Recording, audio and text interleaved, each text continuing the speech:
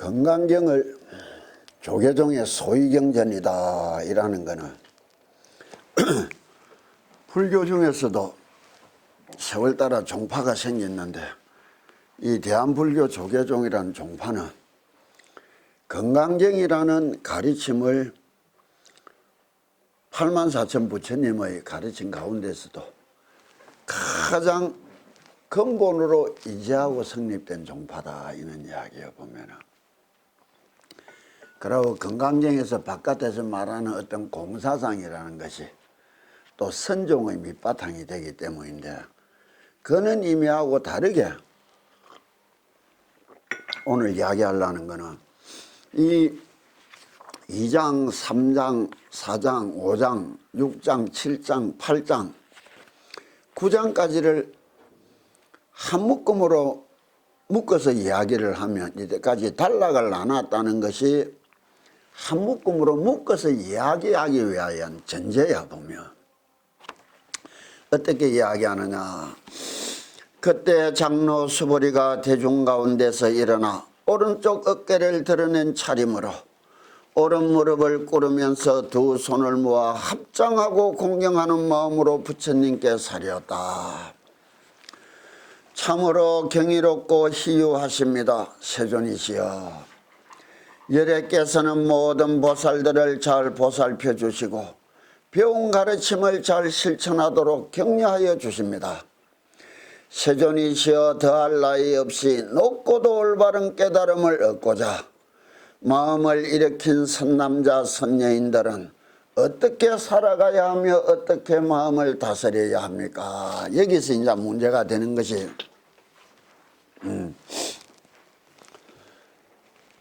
열애께서는 모든 보살들을 잘 보살펴 주시고 배운 가르침을 잘 실천하도록 격려하여 주십니다. 이 말이 석가모니 부처님이 계시던 당시에는 이 말이 통용되지만 2000년이 넘어 지금에는 이 말이 현실적으로 통용되느냐 안 되느냐. 그럼 이는 현실적으로 이는 세상을 뛰어넘어서 통용될 수 있다면 어떤 의미로 이는 말을 해석해야 되느냐.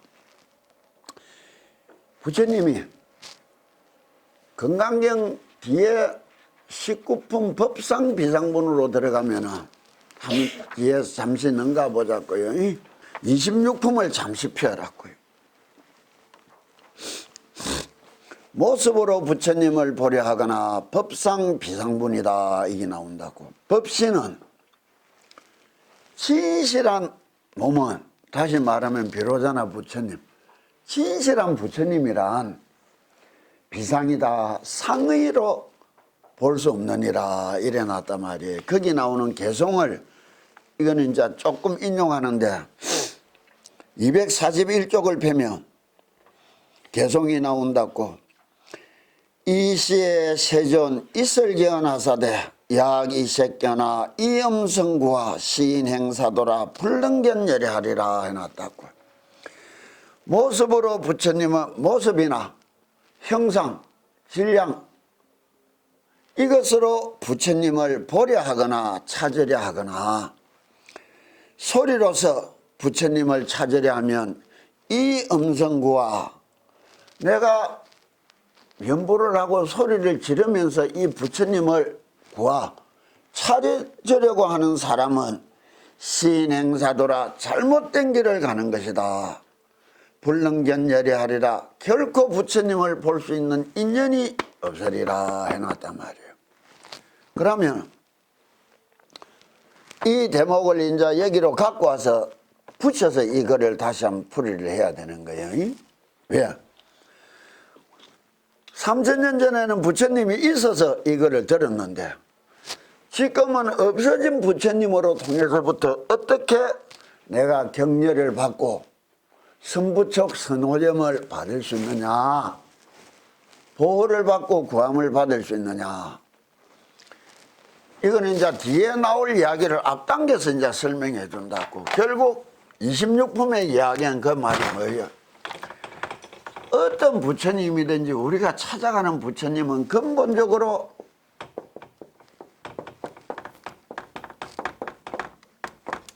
자성불이라.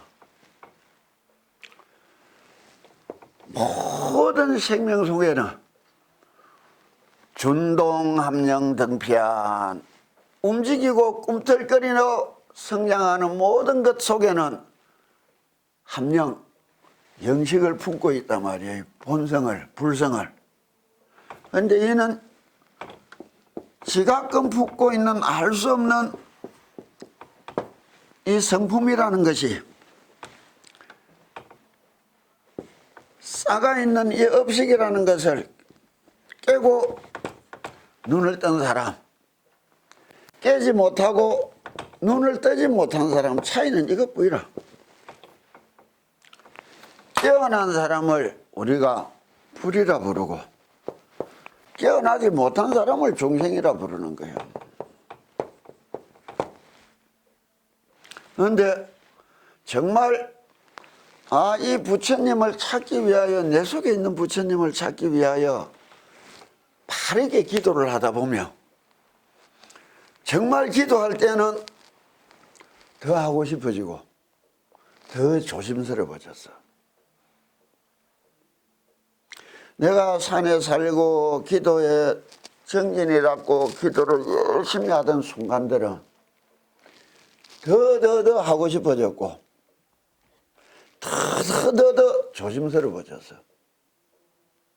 그런데 그냥 이렇게 막 살아가는 세월 속에서는 그런 마음이 눈을 뜨기가 어려운 거라.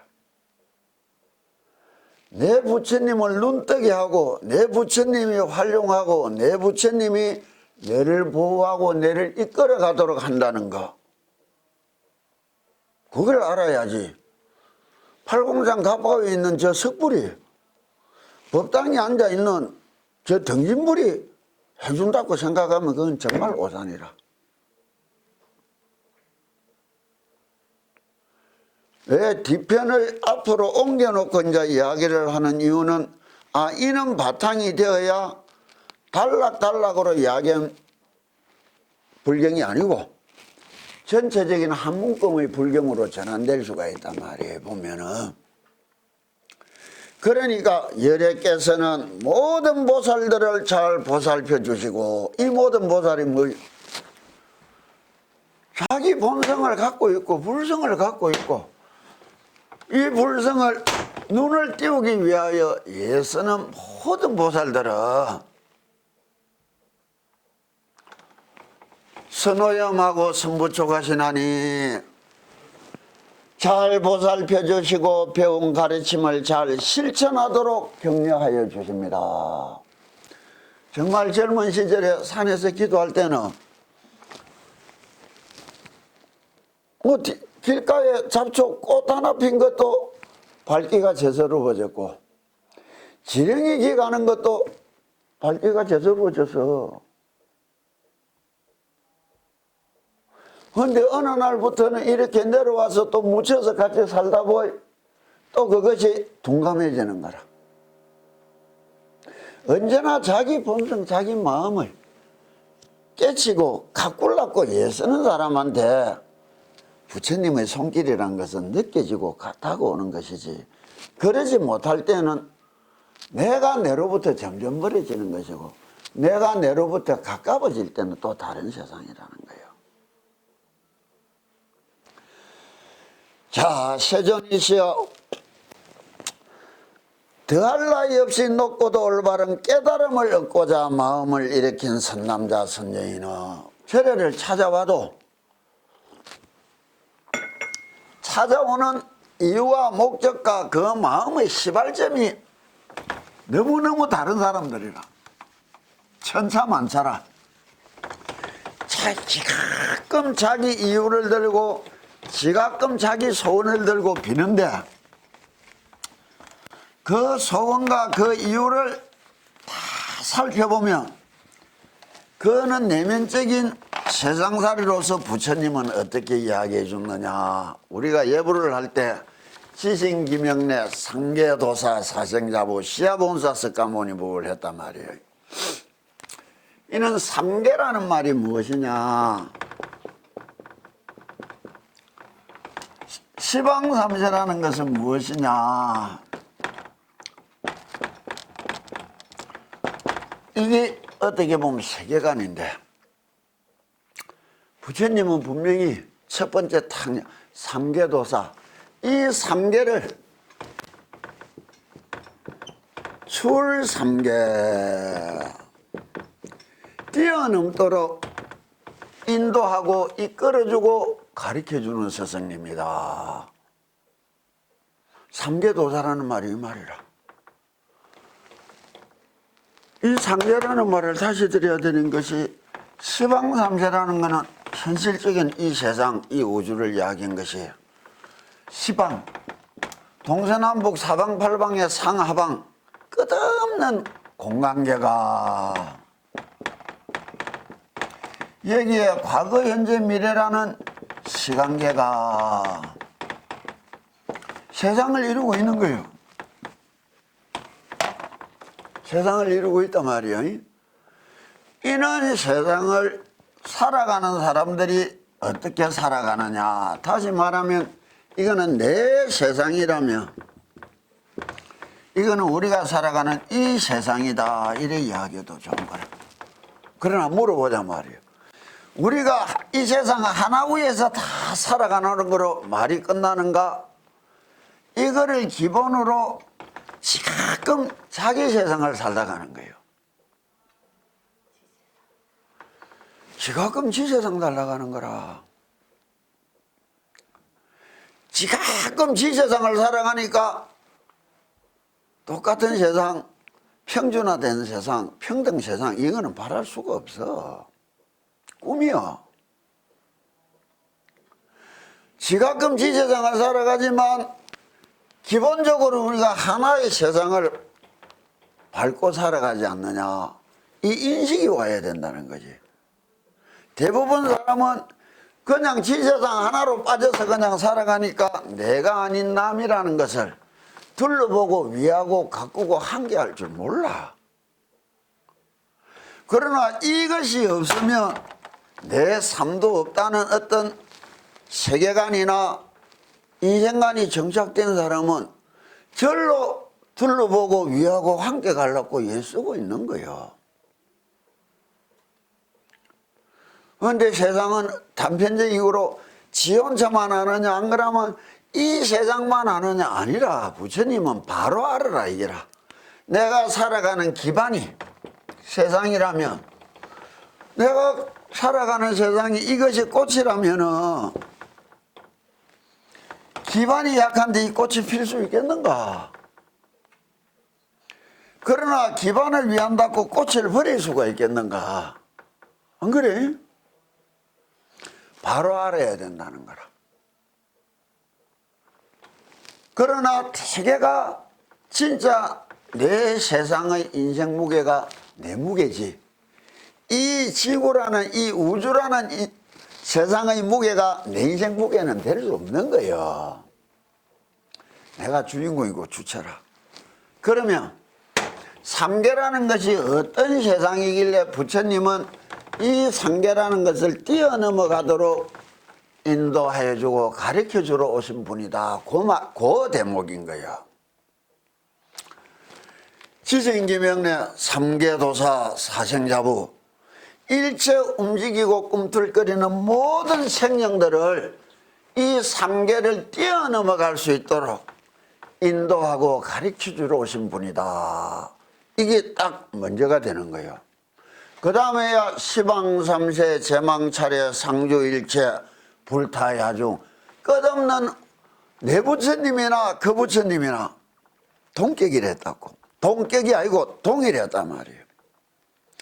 상계를 뛰어넘어가는 것이 아니고 상계를 뛰어넘는 데서 끝이 아니고 그 끝에서 또 새로운 일체 세상을 위하여 살아가는 마음, 이런 말이 부처님을 모시는 마음이다 이래 봐야 돼. 그럼 상계라는 것이 무엇이냐? 욕계라는 것이 있고 인간의 내면 세계는 욕망으로 이루어진 세계의 뒤에 나온다고. 욕망은 나쁜 것이 아니에요. 근원적인 것인데 내 속에 일어나는 욕망을 잘 제어하고 잘 조절하고 기쁘고 즐겁고 한이롭도록 잘 이끌고 가야 보살이고 욕망에 끌려서 내가 어디로 가는지도 모르고 끌려가니 중생이라. 그 차이요. 뇌를 잘 조절하였다. 조장부다. 부처님은 10대 명호에 자기 마음 자기 욕망을 잘 절제하고 잘 조절할 수 있는 장부라 말이에요. 내가 뇌를 어떻게 합니까? 그건 헛소리고, 내가 뇌를 어떻게 못한다는 자체가 비웃음이 돼야 될 거 아니에요. 내 인생인데 내가 왜 뇌를 움켜쥐고 못 살아가나 말이에요. 대개가 욕망에 끌려간다고. 여기에 새끼가 무새끼가 요래 나온다고. 이거를 경전에서 어떻게 풀이를 하느냐 보면, 욕계는 근원적으로 생명을 가진 모든 것들이 꿈꾸고 원하는 시극한 목적지가 어디일까? 행복이에요.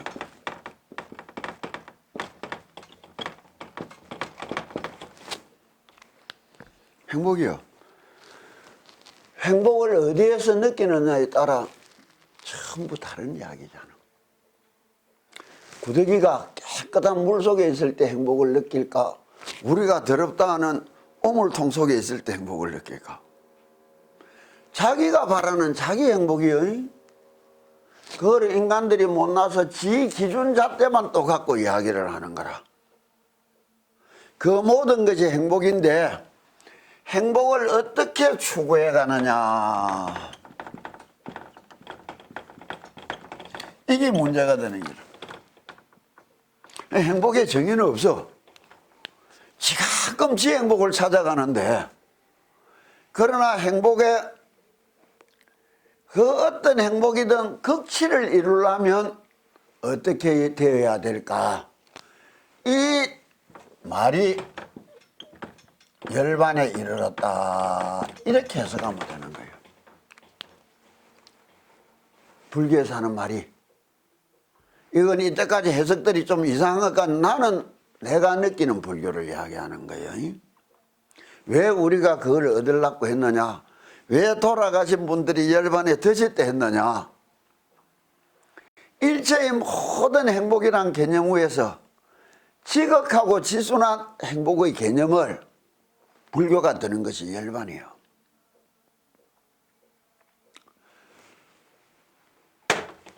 그런데 욕계라는 것은 무엇이냐, 이런 행복을 느끼는 것이, 그건 뒤에 이야기하고, 물질적인 충족도로서 행복을 느낀다, 이게. 물질적인 충족도로서 많이 먹어서 행복하고, 맛있는 걸 먹어서 행복하고, 좋은 차를 가져서 행복하고, 좋은 집을 가져서 행복하고, 내가 마음대로 뒹굴 수 있는 풍토가 갖춰질 때 느끼는 행복인데, 이게 욕계다, 이래 말하면 된다고. 그러나 이는 풍토가 영원할 수 있을까? 영원하다고 지속적일 수 있을까? 아니요. 저번에 어떤 책에서 읽은데,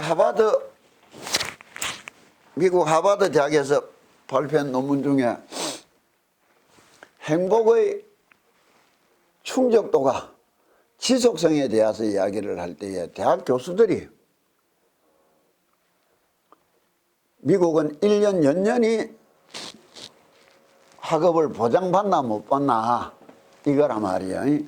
다음에는 교수 학업을 다 빠져버리면 내놔야 되는 것이고, 다시 받았다 할 때에 떨어진 사람과 그 선을 넘어서 교수직을 유지한 사람의 마음 상태를 비교했을 때 행복감과 절망감이 딱 교차한단 말이에요. 그런데 이 교차순이 한 3주 지나니까 같아져 버리더라, 이게. 우리가 명퇴를 당했다, 당한 사람하고 명퇴를 면하여 계속적으로 직장에 나가는 사람하고 행복감과 불행감이 다르겠지만, 한 두 달 지나고 나면 똑같은 인생 감정이에요. 다닌다는 것도 스트레스고 기쁘고 행복이 아니고 뭐 떨어졌다는 게 불행이었지만 그 불행감도 사라진다는 거예요. 일시적인 행복이라는 것이지 일시적인 불행이고 여기에 이제 문제가 있다는 거라. 삼계에서 얻어지는 행복감이란 일시적인 것이다. 그래서 진실한 행복이 될 수가 없고 그 일시적인 것을 넘어서 항구적인 것이다. 영원한 것이다. 열반에 이르렀다.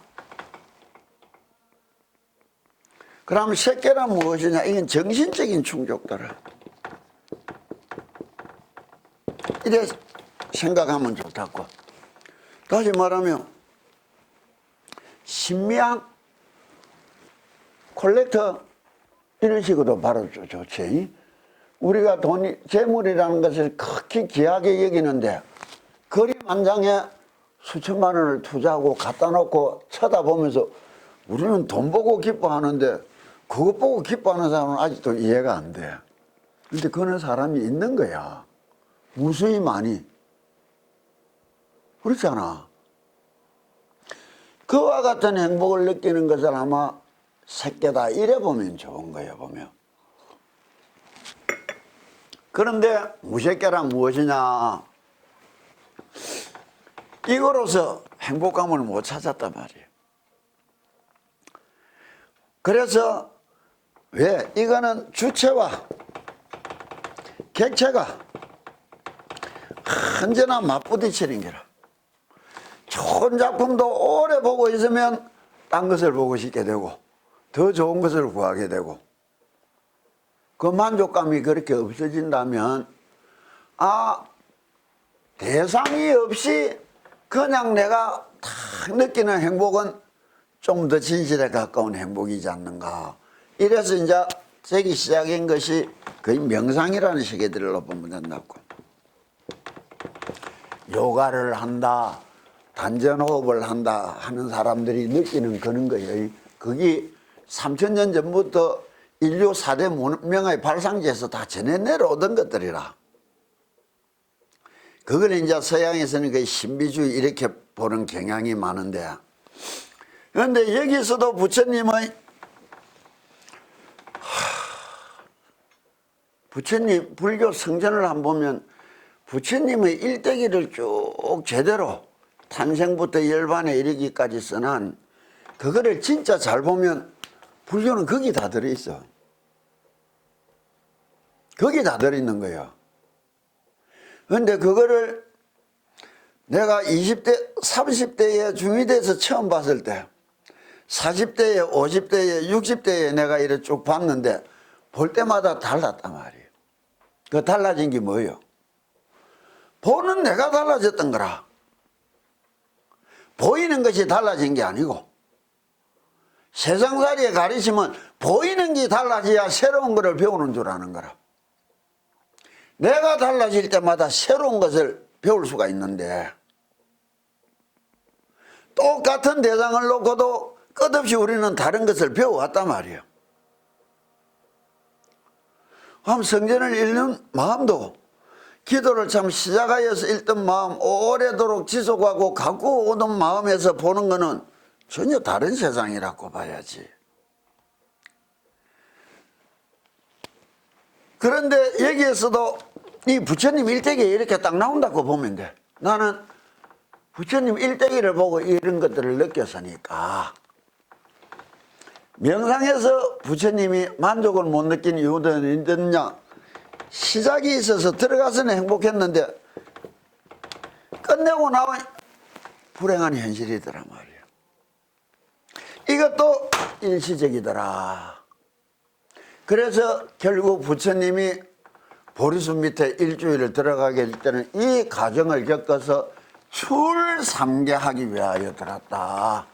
영원한 행복을 찾기 위하여 왔다. 삼계 속에서 이루어지는 행복이란 불완전하고 일시적이고 불완전한 것은 바르다 할 수 없으니까 벗어나서 영원한 행복을 구하려고 오셨다.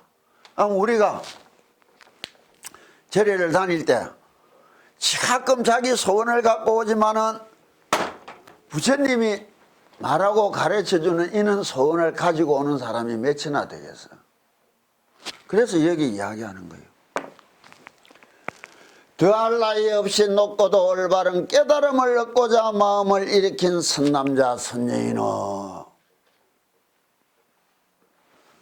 이런 마음이 확고히 갖춰졌을 때 부처님 말씀을 듣는 것과 자기 소원, 자기 욕심, 자기 욕망에 빠져서 부처님은 말씀을 듣는 것은 전혀 다른 거예요.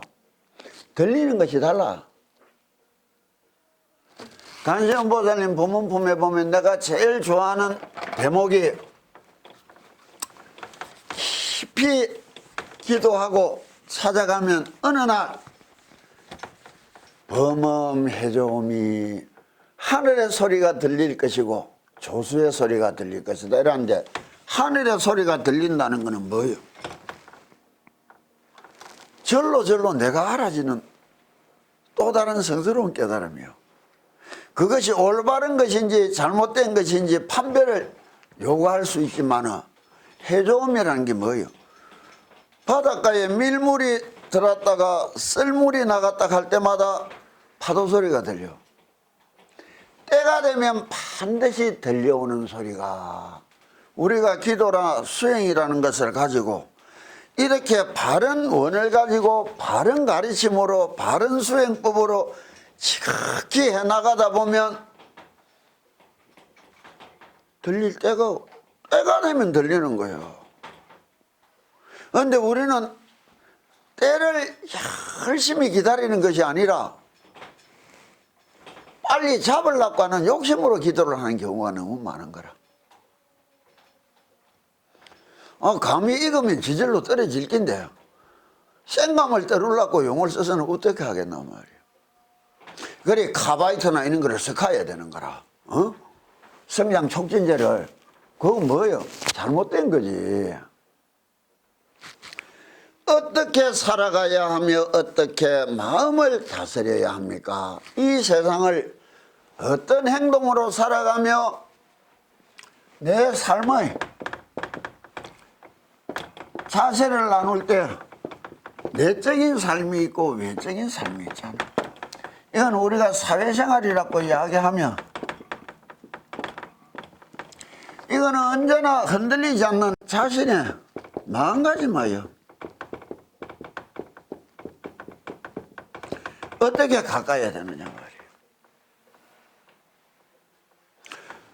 이런 거 이야기하고 이런 가르침하고는 다르게 자기 욕심, 자기 소원만을 희구하고 빌려오는 자들이 대다수라는 거지.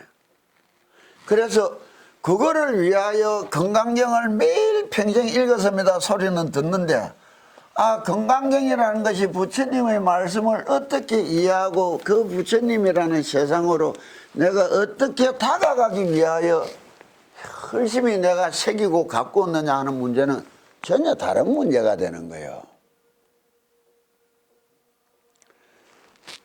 여기서 딱 문제 꼽아놨는 거예요. 그러니 그냥 하는 것도 아니고 정말 잘 기도를 하다 보면 어느 날 정말 부처님을 만나보고 싶고 부처님처럼 살아보고 싶고 그렇게 되어보고 싶고 하는 마음이 솟아나는 날 또 다른 세상의 소리가 들려오는 거예요. 왜 이런 말을 하느냐. 자, 다시 이제 3장을 펴보자고요.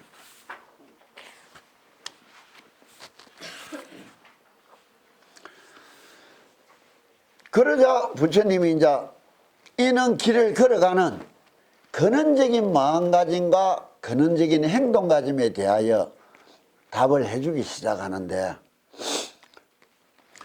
부처님께서 수보리에게 말씀하셨다.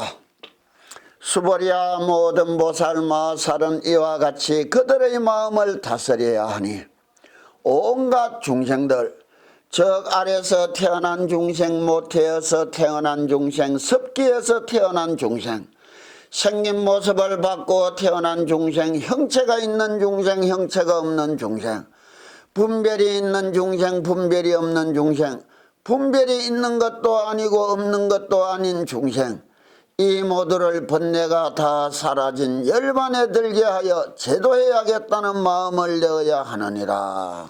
이 말씀을 보면, 자, 재밌는데 이 말씀이 뭐예요? 대성정종분이다. 여기 이렇게 이야기하는 거예요.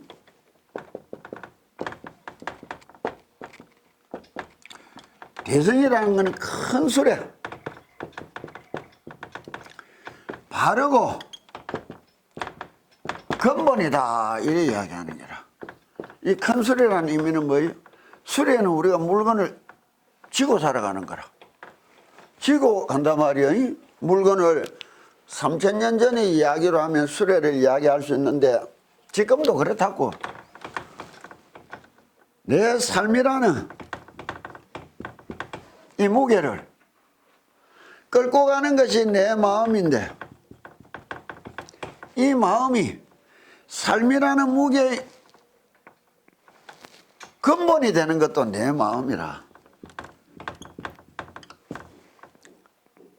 그럼 이 삶이라는 무게를 얼마나 적게 가지고 있고 얼마나 크게 가지고 있느냐.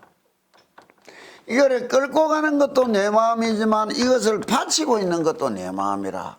자기 세상, 지가끔 지생을 산다 할 때 내라는 글자에 탁 꽂혀서 지 홀로만 기쁘고 즐겁고 행복하면 끝이라고 생각하고 살아가는 사람들이 대다수예요. 그런데 어떤 집에 한번 보면 아버지가 엄마가 자식들도 가족들도 안 보고 오로지 자기 자신만 위하는 집들도 있다고. 대다수가 보면 내라는 이 글자가 딱 묻어있는 것만을 위하여 살아간다는 게라. 내 부모, 내 형제, 내 아내, 내 남편, 내 자식, 내 직장, 내 친구, 이게 좀 더 확대되면 내가 사는 나라, 내가 사는 세상, 사회, 이렇게 이제 가는 거예요, 보면. 여기에 내라는 글자가 붙어 있을수록 작다면 내가 아니고 더불어 함께 여기 나왔듯이 생각하고 움직이는 모든 모양을 여기에다 적어놓은 거죠. 일체 많은 생명들을 위하여, 그것들을 위하는 마음으로 내 삶을 크게 가진다. 내 마음가짐을 크게 가지고 내 끌고 가는 내 마음가짐이 억울하고 분하고 힘들고 괴롭다 생각하지 않도록 가지는 마음가짐, 큰 마음을 가질 때라야 내 마음에 들면 위할 줄 알고 내 마음에 안 들면 자식도 미워하고 던져내빌 수 있다는 거, 이것도 문제 있는 마음인 게라. 내라는 글자가 정말 내 하나에 박힌다는 말이 되는 게라. 이렇게 가져져야 네가 물은 올바른 깨달음으로 위하여 걸어가는 바른 시작이고 근본이 되는 길이다. 이렇게 이야기해 주는 거예요, 지금. 여기에 이제 원순스님이 해석은 맞는데 글을 하면은 모습에 집착하면 보살이 아니다. 뇌라는 명상에 집착을 하나도 안 해야 된다. 대상이 무엇이라는 것에 대해서도 집착을 하지 않아야 된다. 이게 큰 마음이다. 이래 풀이했지만은 나는 좀 쉽게 이야기를 요리하는 거라. 자기 삶이라는 것을 끌고 가는 마음가짐이, 바치고 있는 마음가짐이 좋다 싫다 니다 내다 따지지 않고 닿는 즉시 위하는 마음으로 함께 할 수 있는 마음가짐을, 큰 마음을 가질 수 있어야 근본이 되고 바른 것이 된다.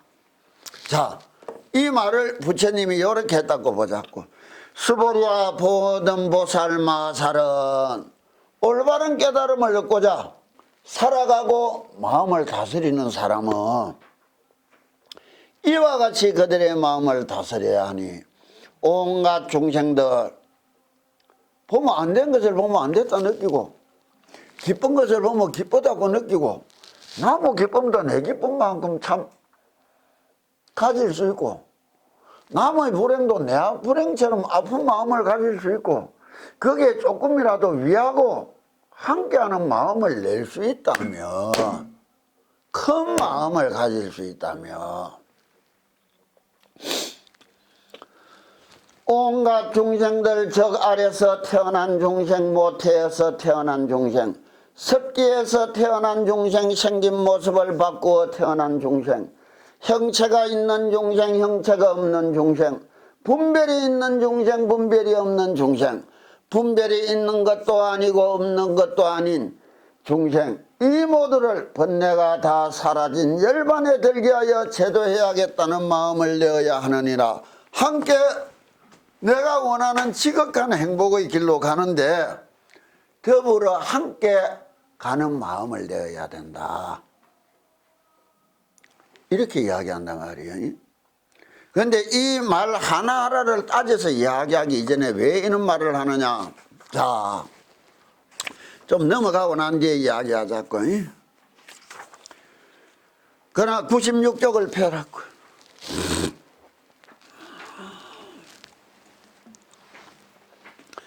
이와 같이 헤아릴 수 없이 많은 중생을 제도하였지만 실로 제도된 중생은 하나도 없다. 이 말을 해석을 우리가 어떻게 해야 되느냐. 이는 큰 수레에 싣고 가지만은 뭐 때문에 무엇을 위하여 조건 붙이지 말아야 해요.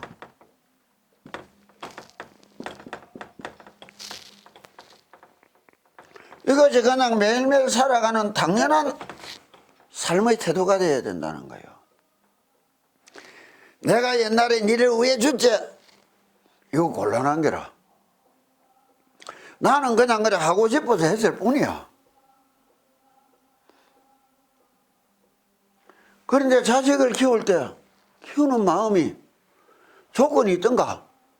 그런데 다 커가는 것 보고 내가 늙어갈 때는 본질적으로 그 좋았던 마음이 조건부 마음으로 변하는 게 태반이야.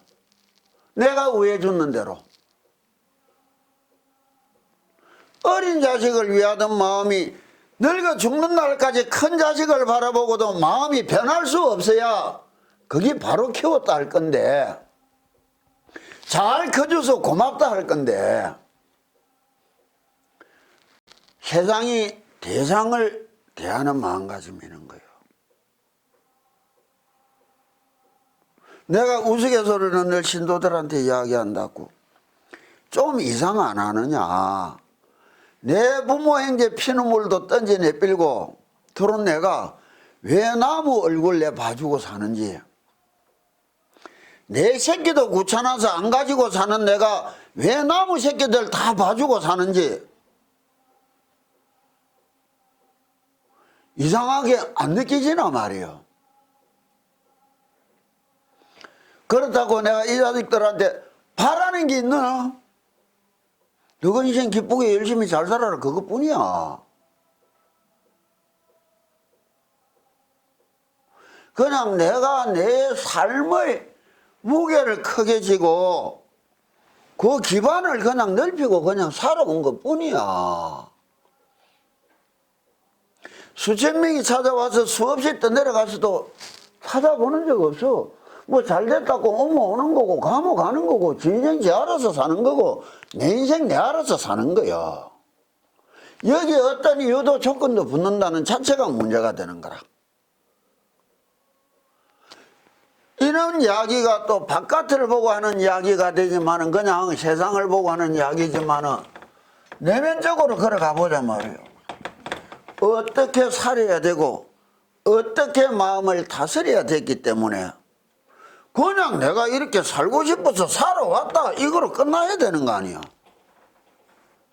이유와 조건이 붙으면 안 돼, 삶에. 무슨 말인 줄 알겠어요? 거기에 붙이니까 스스로 애를 붙인 거라. 잘 살아가는 거 보고 기쁘고 내가 남은 내 인생을 위하여 나는 또 어떤 길로 어떻게 정진하면서 살아야 될 건가. 내 삶의 무게를 현실적으로 뚜렷하게 가져야 되는데 내 생각에 묻혀서 그것이 사라지는 데서 스스로 혼란함을 재촉하는 거라.